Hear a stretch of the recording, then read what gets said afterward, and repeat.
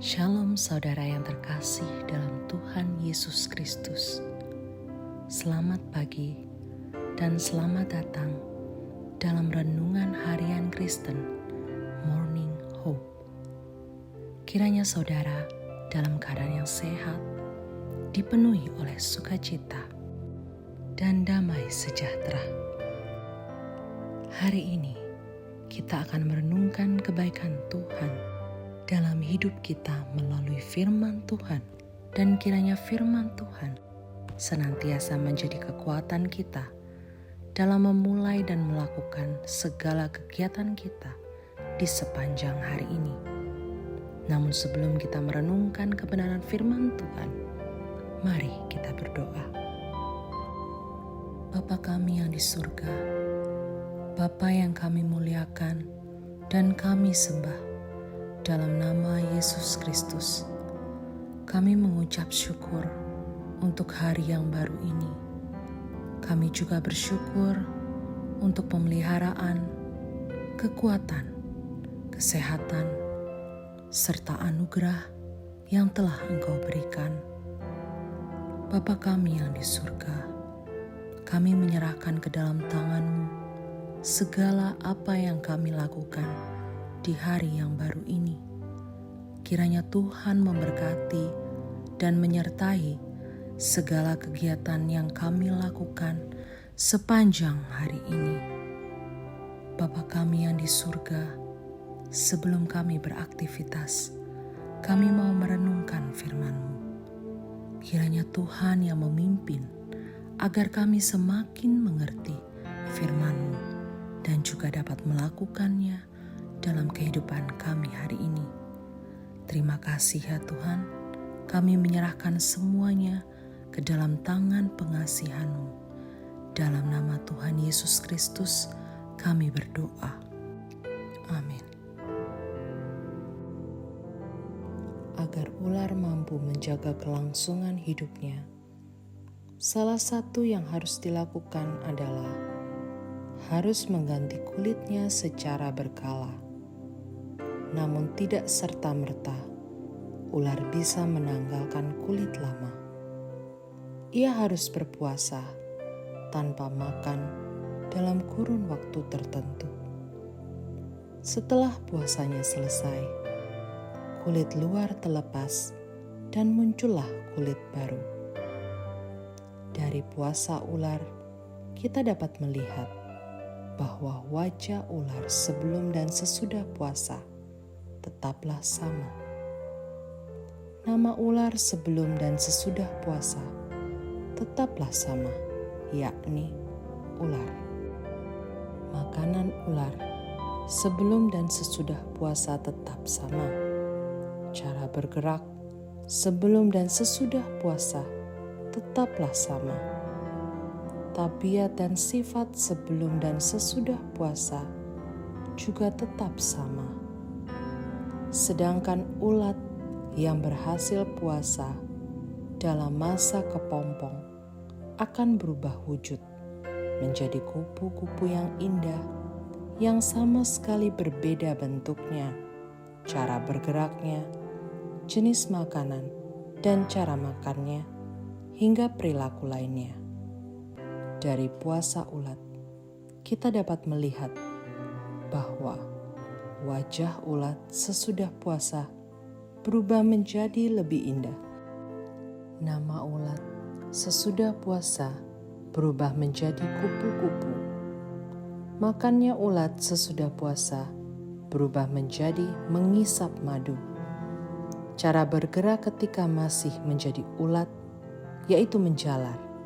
Tetapi setelah berpuasa, berubah terbang bebas di alam. Tabiat dan sifat berubah total. Ketika masih menjadi ulat, menjadi perusak alam. Begitu berubah menjadi kupu-kupu, menghidupkan dan membantu kelangsungan kehidupan tumbuhan dengan cara membantu penyerbukan bunga.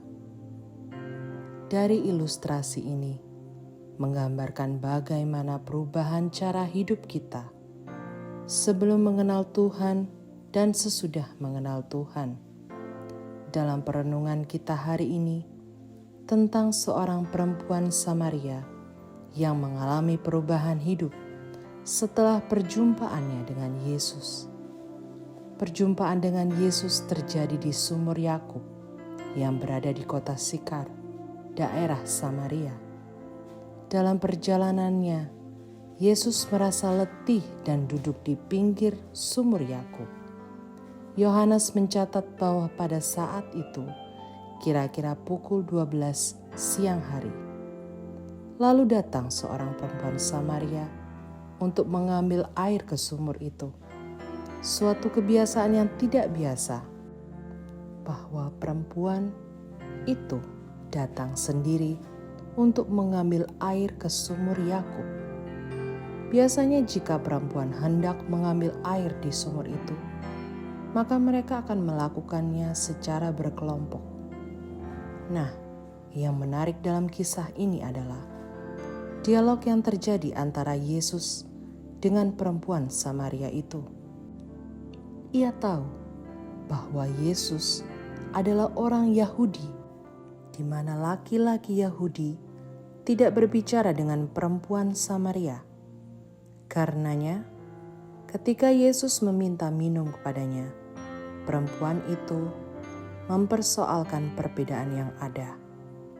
Perbedaan yang dihadirkan manusia seringkali menjadi penghalang utama untuk mengenal kasih Allah dan melakukan kasih itu bagi orang lain.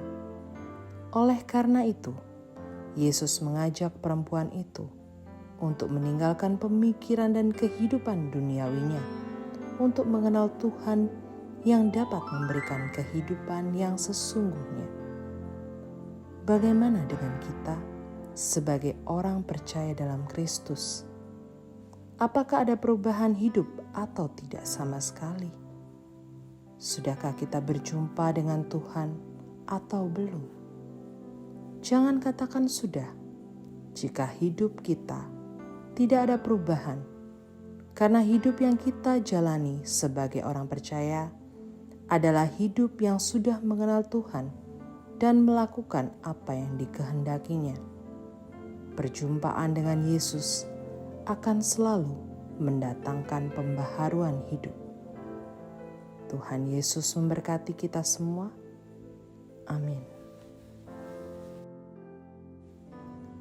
Bapa kami yang di sorga, Bapa yang kami muliakan dalam nama Tuhan Yesus Kristus, terima kasih untuk lawatan firman-Mu yang menguatkan, menegur, menasehati kami untuk hidup berkenan kepadamu lewat pikiran, perkataan, dan perbuatan kami setiap hari. Ajarlah kami mengerti kehendak-Mu di setiap perjumpaan dengan Engkau, dan hidup kami selalu dibaharui menjadi ciptaan yang baru. Ampunilah dosa dan kesalahan kami. Dalam nama Tuhan Yesus Kristus, kami berdoa. Amin. Demikian renungan kita pada hari ini. Kiranya sukacita dan damai sejahtera memenuhi kita sepanjang hari. Tuhan Yesus memberkati. Shalom.